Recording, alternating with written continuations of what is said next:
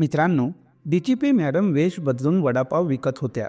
तेवढ्यात एक लाचखोर senior inspector तिथे आला आणि डीजीपी साहेबांकडून हप्ता मागू लागला. पण जेव्हा डीजीपी मॅडम यांनी हप्ता देण्यास नकार दिला तेव्हा तो सिनियर इन्स्पेक्टर वडापावच्या गाड्याला उलटून टाकतो आणि सगळा माल रस्त्यावर फेकतो. यानंतर डीजीपी साहेबांचा राग सिनियर इन्स्पेक्टरवर असा काही फुटतो की ते ऐकून तुमच्याही अंगावर काटा आल्याशिवाय राहणार नाही. मित्रांनो, ही घटना 2011 साली मुंबईमधील दादर भागातील आहे.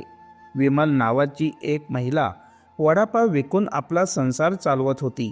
विमलला 21 वर्षांची संगीता नावाची मुलगी होती. विमल आणि तिची मुलगी एकत्र राहत होते. विमलचं लग्न तिच्या आई वडिलांनी जबरदस्तीने करून दिले होते. लग्नानंतर सासू सासरे आणि तिचा नवरा तिला खूप मारहाण करायचे आणि त्रास देत होते. त्यामुळे लग्न झाल्यापासूनच विमलचे आयुष्य नरक बनले होते. विमल शिक्षणात खूप हुशार होती, पण लग्नानंतर तिला घरातच कैद करून ठेवण्यात आले आणि स्वयंपाक करण्यास भाग पाडले गेले. सासू सासरे तिला नेहमी त्रास देत आणि तिचा नवरा तर हा त्रास आणखी वाढवत होता. लग्नाच्या काही महिन्यांनंतर विमल गर्भवती झाली. तेव्हा तिच्या सासरच्यांनी तिला सांगितलं की मुलगा झाला तरच तो आम्हाला हवा, मुलगी झाली तर तिला आम्ही मारून टाकू. हे ऐकून विमल खूप घाबरली. तिचा 9वा महिना सुरू होता आणि डिलिव्हरीची तारीखही जवळ आली होती. विमलच्या मनात सतत भीती होती की जर मुलगी झाली तर हे लोक तिला मारून टाकतील. या भीतीमुळे विमलने तिच्या सासरहून पळ काढला आणि आपल्या आई वडिलांच्या घरी गेली. तिथे तिने आपल्या भावाला आणि वहिनीला सांगितले की माझ्या पोटात मूल आहे, पण माझ्या सासरच्यांना फक्त मुलगाच हवा आहे. जर मुलगी झाली तर ते तिला मारून टाकतील. हे ऐकून तिचा भाऊ आणि वहिनी म्हणाले की जर मुलगी झाली तर तू काय करणार आणि तू सासरहून पळून का आलीस? परत सासरी निघून जा. विमलचे आई वडील आधीच निधन पावले होते आणि तिचा भाऊ आणि वहिनीही तिच्या मदतीस तयार नव्हते.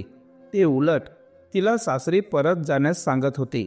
तेव्हा विमल म्हणते की ठीक आहे, मी जात आहे. असं बोलून विमल 9व्या महिन्यातील गर्भासह इकडे तिकडे भटकत दादरच्या एका गल्लीत पोहोचते, जिथे तिची एक जुनी मैत्रीण राहत होती. काही दिवस विमल तिच्या मैत्रिणीच्या घरी राहते आणि तिची मैत्रीण तिला आधार देते. पण डिलिव्हरीची तारीख जवळ आलेली असते. देवाने जणू विमलच्या नशिबात फक्त हालच लिहिले होते. डिलिव्हरीची वेळ येते आणि विमलला जवळच्या सरकारी रुग्णालयात नेले जाते. तिथे ती एका गोंडस मुलीला जन्म देते. आता जेव्हा विमलला कळतं की तिला मुलगी झाली आहे तेव्हा ती रडू लागते. हे पाहून डॉक्टर तिला विचारतात की तुम्ही का रडत आहात? ही तर आनंदाची गोष्ट आहे, तुमच्या घरी लक्ष्मी आली आहे. तेव्हा विमल डॉक्टरला आपली संपूर्ण कथा सांगते. ती म्हणते की माझ्या सासरच्यांना जर कळले की मला मुलगी झाली आहे तर ते तिला मारून टाकतील आणि मला सुद्धा माझ्या सासरी राहू देणार नाहीत. मुलीला घरी घेऊन आल्यानंतर थोड्याच दिवसात तिचे नामकरण केले जाते आणि तिचे नाव संगीता ठेवले जाते. यानंतर काही दिवस विमल तिच्या मैत्रिणीच्या घरी राहते आणि संगीता थोडी मोठी होते. हळूहळू असेच दिवस जातात. आता संगीता थोडी मोठी झाली होती. तेव्हा विमल जवळच एक भाड्याचे घर घेते, पण तिच्याकडे कमाईसाठी कोणताही मार्ग नसतो. ती काहीतरी काम शोधत असते. तेव्हा तिची मैत्रीण तिला म्हणते की विमल, तू वडापाव विकायला सुरुवात करतेस का? तुला वडापाव खूप चांगले बनवता येतात. शाळेत कार्यक्रम असताना तुझ्या हातच्या वडापावची मजा काही वेगळीच असायची आणि सगळ्यांना ते खूप आवडायचेही. इथेही तुझे वडापाव लोकांना नक्की आवडतील. हे ऐकून विमल विचार करते आणि दुसऱ्या दिवशी वडापावची गाडी उभी करते. ती 15 महिन्याच्या संगीताला सांभाळत ती वडापावही विकायला लागते. तिचं आयुष्य हळूहळू रुळावर येऊ लागतं. एक आईचं धैर्य आणि तिची माया कोणत्याही युद्धात विजय मिळवू शकतात. विमलच्या सासरच्यांनी काही काळ तिला शोधण्यासाठी खूप प्रयत्न केले, पण ती काही सापडत नाही. म्हणून त्यांनी तिला शोधणे सोडून दिले. त्यांनी विमलच्या नवऱ्याचं दुसरं लग्न लावून दिलं. आता विमलसाठी तिची मुलगी संगीता म्हणजे तिचं सगळं जग होतं. देवाची कृपा अशी होती की विमलच्या वडापावला हळूहळू खूप चांगली मागणी येऊ लागली. तिच्या दुकानावर चांगले ग्राहक यायला लागले. असाच वेळ पुढे जात होता आणि विमलने वडापाव विकून आपल्या परिश्रमाने स्वतःचं घरही घेतलं. संगीताला तिने एका चांगल्या शाळेत शिकवलं. संगीता आता 15 वर्षांची झाली होती आणि शिक्षणात अतिशय हुशार होती. दरवर्षी दादर भागात एक मोठा मेळा भरायचा. या मेळ्यात खाण्यापिण्याच्या, खेळण्यांच्या, घरगुती वस्तूंच्या आणि झोपाळ्यांच्या दुकानांची गर्दी असायची. विमल दरवर्षी या मेळ्यात आपली वडापावची दुकान लावायची. मेळ्यात खूप चांगला व्यापार व्हायचा. पण यावर्षी मेळ्याच्या दिवशीच विमलची अचानक तब्येत खालावली. ती खूप अस्वस्थ होती आणि दुकान लावण्याचं काम करू शकत नव्हती. ती मनातून खूप दुःखी झाली आणि संगीताला म्हणाली की बाळा, मला दुकान लावायचं आहे, पण आज माझी तब्येत खूपच खराब आहे. मला काहीच कळत नाही आहे की वडापावचं दुकान आज कसं लावणार. तेव्हा संगीता तिला म्हणाली की आई, तू काळजी करू नकोस. तुझी मुलगी आहे ना, मी आज दुकान लावते. तू फक्त आराम कर. मला वडापाव बनवायचा आणि विकायचा चांगला अनुभव आहे. मी सगळं सांभाळेन. विमल तिच्या डोळ्यातून पाणी काढत म्हणाली की ठीक आहे, पण काळजी घे आणि वेळोवेळी मला फोन कर. यानंतर संगीता वडापावचा गाडा घेऊन मेळ्याकडे निघाली. तिने मेळ्यात तिचा गाडा लावला आणि कामाला सुरुवात केली. तिच्या धाडसाचं आणि जिद्दीचं कौतुक होत होतं आणि तिने आईच्या मार्गदर्शनाखाली शिकलेल्या कौशल्यांचा वापर करून ग्राहकांना आनंद दिला. संगीता वडापावचं दुकान व्यवस्थित लावते आणि हळूहळू ग्राहकांची गर्दी जमायला लागते. एका मागोमाग एक ग्राहक वडापाव घेत होते आणि संगीताच्या हातचे वडापाव सगळ्यांना खूप आवडत होते. पण इतक्यात तिथे एक सिनियर इन्स्पेक्टर येतो आणि तो संगीताला विचारतो की ए मुली, या मेळ्यात दुकान लावण्याची परवानगी तू कुणाकडून घेतली आहेस? संगीता शांतपणे उत्तर देत म्हणते की आम्ही महानगरपालिका म्हणजेच BMC कडून मेळ्यात दुकान लावण्याची परवानगी घेतली आहे आणि आम्ही त्यांना भाडंही भरतो. हे सांगत ती सिनियर इन्स्पेक्टरला BMC कडून मिळालेली पावतीही दाखवते. खरं तर या मेळ्यात दुकान लावण्यासाठी BMC कडून परवानगी घ्यावी लागते आणि विमलने ही परवानगी आधीच घेतलेली होती. संगीताने कागदपत्र दाखवल्यानंतरही तो सिनियर इन्स्पेक्टर तिला म्हणतो की ठीक आहे, पण इथे दुकान लावण्यासाठी माझीही परवानगी लागते. ही फक्त BMCची परवानगी आहे. चल दुकान लाव, पण मला 500 रुपये दे आणि 10 वडापाव पॅक करून दे. हे ऐकून संगीता त्याला विचारते की कशासाठी 500 रुपये आणि वडापाव? तुम्हाला मी पैसे का द्यावेत? सिनियर इन्स्पेक्टर चिडून म्हणतो की तुला इथे दुकान लावायचं आहे की नाही? जास्त वाद घालू नकोस. मी सांगितलंय की मला 500 रुपये द्यायचे तर द्यायचेच. इथे सगळेच गाड्या लावायचे आणि मेळ्यात व्यवसाय करण्याचे पैसे मला देतात. तेव्हा संगीता स्पष्टपणे विचारते, याचा अर्थ तुम्ही माझ्याकडून हप्ता मागत आहात? सिनियर इन्स्पेक्टर निर्लज्जपणे म्हणतो की हो, तसंच समज, पण मला पैसे द्यावेच लागतील. पण संगीता झुकणाऱ्यांपैकी नव्हती. ती शिकलेली आणि हुशार मुलगी होती आणि तिला कायद्याचं चांगलं ज्ञान होतं. ती भ्रष्टाचाराला बिलकुलही पाठिंबा देत नव्हती आणि ती सिनियर इन्स्पेक्टरच्या वारंवार बोलण्यावरही मान्य करत नाही. त्यामुळे सिनियर इन्स्पेक्टर संतापून तिच्या वडापावच्या ठेल्याला जोरात ढकलतो, ज्यामुळे सारा सामान आणि तेल रस्त्यावर सांडतं. संगीता बघत असते, पण ती घाबरून थांबणारी नव्हती. सगळे वडापाव आणि त्याचा मसाला रस्त्यावर पडतो. हे पाहून संगीता खूप घाबरते आणि तिला मोठा धक्का बसतो. इतक्यात तो सिनियर इन्स्पेक्टर तिच्या गालावर जोरात चापट मारतो आणि भर मेळ्यात सगळ्यांच्या समोर सिनियर इन्स्पेक्टर संगीताला मारतो आणि तिला बेइज्जत करतो आणि तो तिला म्हणतो की तुझ्यासारखी लोक माझ्यासारख्या अधिकाऱ्यांशी उद्धटपणे बोलण्याची हिंमत करतात? काय समजलेस तू मला? पुन्हा इथे दुकान लावण्याची चूक करू नकोस आणि मलाही तुझी घाणेरडा चेहरा दाखवू नकोस. भर मेळ्यात सिनियर इन्स्पेक्टर संगीताची बेइज्जती करतो आणि आजूबाजूला जमलेली गर्दी हा सगळा तमाशा पाहत उभी राहते, पण कोणीच पुढे येऊन काही करत नाही. हे पाहून संगीता बाजारातच डसाडसा रडायला लागते आणि नंतर ती आपल्या डोळ्यातील अश्रू पुसते आणि आजूबाजूचे काही लोक तिचा गाडा उचलून तिला मदत करतात व संगीता त्यानंतर तिचा गाडा घेऊन घरी परतते. घरी पोहोचल्यानंतर ती आपल्यासोबत घडलेली सगळी घटना तिच्या आईला सांगते. हे ऐकून विमललाही खूप राग येतो. त्या दोघी ठरवतात की त्या सिनियर इन्स्पेक्टर विरोधात तक्रार करायची. तेव्हा त्या तक्रार नोंदवायला जवळच्या पोलीस ठाण्यात जातात. मात्र तिथे असलेला पोलीस निरीक्षक तक्रार नोंदवण्यास नकार देतो. तो त्यांना म्हणतो की तुम्हाला त्या सिनियर इन्स्पेक्टर विरुद्ध तक्रार नोंदवायची आहे. तुम्हाला तुमच्या जीवाची काळजी आहे की नाही? तुम्हाला दादरमध्ये राहायचं आहे की नाही? जर तुम्हाला इथे राहायचं असेल तर चुपचाप इथून निघून जा आणि त्या सिनियर इन्स्पेक्टर विरुद्ध काहीही बोलण्याची हिंमत करू नका. पुढच्या वेळी तो तुमच्या दुकानावर आला तर त्याला हप्ता देऊन टाका.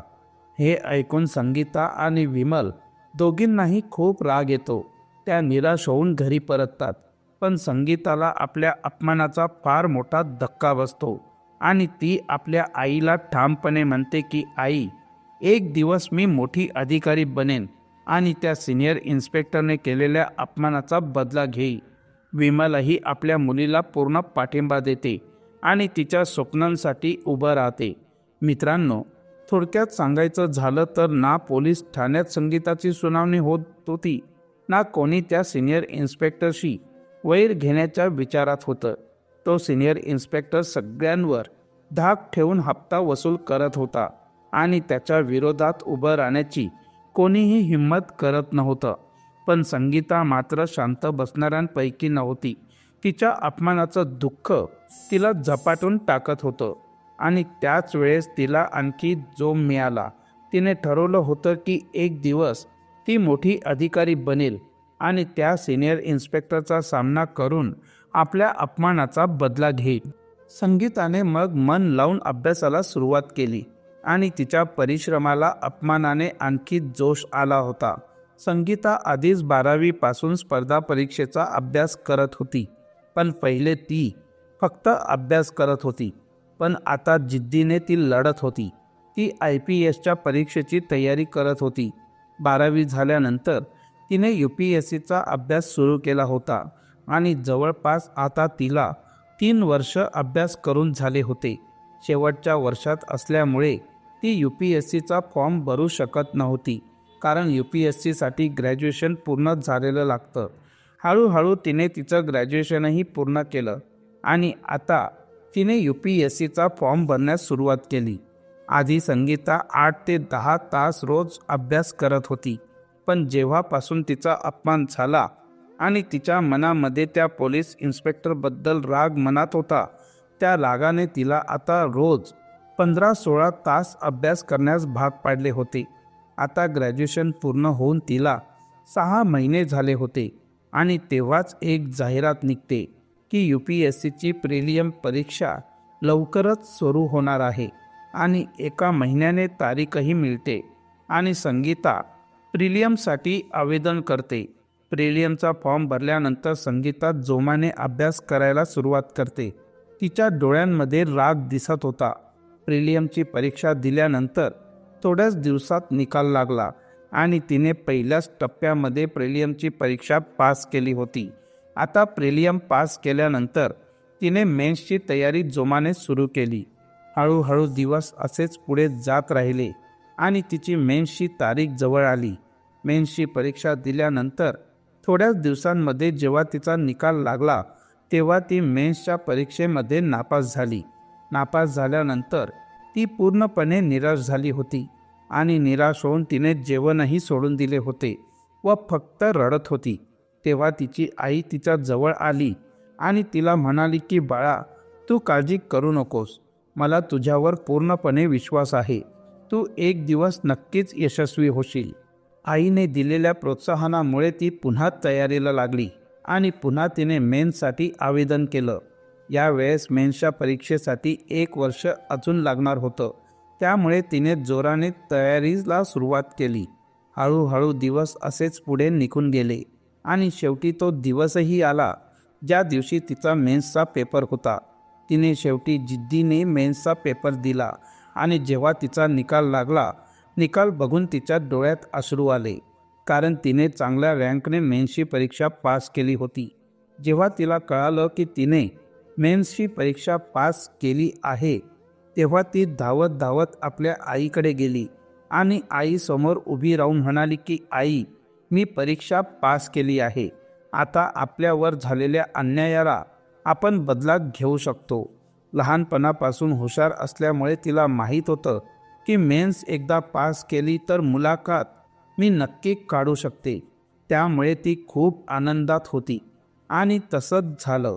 मुलाखतीला गेल्यावर तिला मुलाखत एकदम सरळ वाटली आणि त्यामुळे मुलाखतही पास केली. मुलाखत पास केल्यानंतर जेव्हा तिचा रिझल्ट लागला, तेव्हा तिचं नाव त्या लिस्टमध्ये होतं आणि ती आता एक IPS ऑफिसर बनलेली होती. तिच्या प्रचंड परिश्रमामुळे आणि जिद्दीने ती अखेर DGP म्हणून निवडली गेली. या प्रवासात संगीताला खूप संघर्ष करावा लागला. तिच्या जीवनात अनेक अडचणी आणि आव्हानं आली, पण DGP बनण्याचा मार्ग सोपा नव्हता. दरम्यान तिच्या आईची प्रकृतीही कधीकधी बिघडायची, पण विमलनेही हार मानली नाही आणि आपल्या मुलीला खचू दिलं नाही. अनेकदा संगीता आपल्या ध्येयापासून विचलित झाली, पण प्रत्येक वेळेस ती स्वतःला सावरत होती आणि पुन्हा तिच्या ध्येयाचा पाठपुरावा करत होती. आता संगीता DGP बनली होती. DGP म्हणून तिच्या कारकिर्दीची सुरुवात महाराष्ट्रातील जालना जिल्ह्यात झाली, जिथे तिने 2 वर्ष DGP पदाची जबाबदारी सांभाळली. तिच्या अथक परिश्रमामुळे आणि जिद्दीमुळे ती इथपर्यंत पोहोचली होती आणि तिचं यश तिच्या आईसाठीही खूप अभिमानाचं क्षण होते. यानंतर संगीताने आपल्या वरिष्ठ अधिकाऱ्यांना सांगितलं की माझी बदली माझ्या मूळ गावात म्हणजेच दादरला करा. तिथे खूप गुन्हेगारी आहे आणि तिथे माझी खूप गरजही आहे. वरिष्ठ अधिकाऱ्यांनी तिचं म्हणणं मान्य केलं आणि संगीताची बदली दादरला केली. दादरमध्ये DGP पदाची जबाबदारी स्वीकारल्यानंतर संगीताने जुन्या आठवणींना उजाळा दिला. तिने आईला म्हटलं की आई, मेळ्याजवळ येत आहे. तुला आठवतंय का? 7 वर्षांपूर्वी याच मेळ्यात माझा अपमान झाला होता त्या सिनियर इन्स्पेक्टरकडून. तो सिनियर इन्स्पेक्टर आजही दादरमध्येच आहे आणि आजही लोकांकडून हप्ता घेतो. मी त्याला रंगेहात पकडायचं ठरवलं आहे. मेळ्याचा दिवस येतो. संगीता आपला वेश बदलते आणि वडापावचा ठेळा लावून मेळ्यात जाते. नियतीचं चक्र असं काही फिरतं की तोच सिनियर इन्स्पेक्टर पुन्हा हप्ता गोळा करायला त्या मेळ्यात येतो. वेगवेगळ्या दुकानांवरून हप्ता घेत घेत तो संगीता म्हणजेच DGP साहेबांच्या जवळ येतो. सिनियर इन्स्पेक्टर म्हणतो की अगे मुली, चल हप्ता काढ. DGP साहेबा म्हणते की कसला हप्ता? मी नगरपालिकेची परवानगी घेतली आहे. तुला कसले पैसे द्यायचेत? सिनियर इन्स्पेक्टर उत्तर देत म्हणतो की तुला दुकान लावायचं आहे की नाही? पैसे नाही दिलेस तर मी तुझा गाडा आत्ताच उलटा करतो. त्यावर DGP साहेबा शांतपणे उत्तर देत म्हणते की तुला जे करायचं आहे ते कर. माझा गाडा हलवून तर दाखव. सिनियर इन्स्पेक्टर संतापून जातो आणि तिच्या गाड्याला हात लावण्याचा प्रयत्न करतो, पण त्याच वेळेस DGP साहेबा त्याला भर बाजारात 2 जोरदार चापट मारते. हा नजारा पाहून सगळेच थक्क होतात. त्यानंतर DGP साहेबा सिनियर इन्स्पेक्टरला एका पाठोपाठ एक चापट मारतच राहते. तिच्या मनात 7 वर्षांपूर्वीचा अपमान जागा होतो. ती भूतकाळात गेलेली असते आणि त्या अपमानाचा संपूर्ण हिशोब करत सिनियर इन्स्पेक्टरवर आपला संताप काढत असते. भर बाजारात तिने त्या भ्रष्ट सिनियर इन्स्पेक्टरचा अहंकार चिरडून टाकला होता. त्यावर सिनियर इन्स्पेक्टर म्हणतो की तू एका पोलिसावर हात उचललास, आता त्याचे परिणाम तुला भोगावे लागतील. पण त्याच वेळेस DGP साहेबा आपल्या खऱ्या रूपात समोर येते आणि सिनियर इन्स्पेक्टर चकित होतो. सिनियर इन्स्पेक्टर म्हणतो की DGP साहेबा, प्लीज मला माफ करा. मला माहीत नव्हतं की तुम्ही आहात. DGP साहेबा उत्तर देत म्हणते की तुला लोकांकडून हप्ता घेण्याची खूप आवड आहे, नाही का? आज मी तुला दाखवते की लोकांकडून हप्ता कसा घेतात. नंतर ती तिथे उभ्या असलेल्या सर्व लोकांना बोलावते आणि म्हणते की हा सिनियर इन्स्पेक्टर तुमच्याकडून गेल्या काही वर्षांपासून हप्ता घेत आहे. आज तुम्ही सर्वजण त्याला हप्ता द्या. सर्व लोक त्याला मारतात आणि त्याच्यावर संताप व्यक्त करतात. त्यानंतर DGP साहेबा म्हणते की मीच ती आहे जिचा तू आजपासून 7 वर्षांपूर्वी अपमान केला होता आणि हा त्याच अपमानाचा प्रतिशोध आहे. मित्रांनो, अशा प्रकारे त्या सिनियर इन्स्पेक्टरची दादागिरी तिथून संपते आणि जनतेमध्ये आनंदाचे वातावरण निर्माण होते. संगीताने फक्त तिचा बदला घेतला नाही, तर तिथल्या सर्व लोकांचा बदला घेतला. मित्रांनो, या कथेमध्ये एक महत्त्वाचा संदेश आहे. कधीही अपमान सहन करू नका. सत्य आणि न्यायाच्या मार्गावर नेहमीच चालत राहा. संघर्ष आणि धैर्याने तुमचा हक्क मिळवा. संगीताच्या कष्टांपासून आपल्याला शिकायला मिळतं की प्रत्येक आव्हानाचा सामना योग्य मार्गाने करा आणि कधीही हार मानू नका. जर तुम्हाला ही कथा प्रेरणादायक वाटली असेल तर कृपया आपले विचार आम्हाला नक्कीच कळवा आणि व्हिडिओला लाईक आणि आपल्या चॅनलला सबस्क्राईब नक्कीच करा. पुन्हा भेटूया एका नवीन कथेसह. तोपर्यंत जय हिंद, जय भारत. थँक्यू.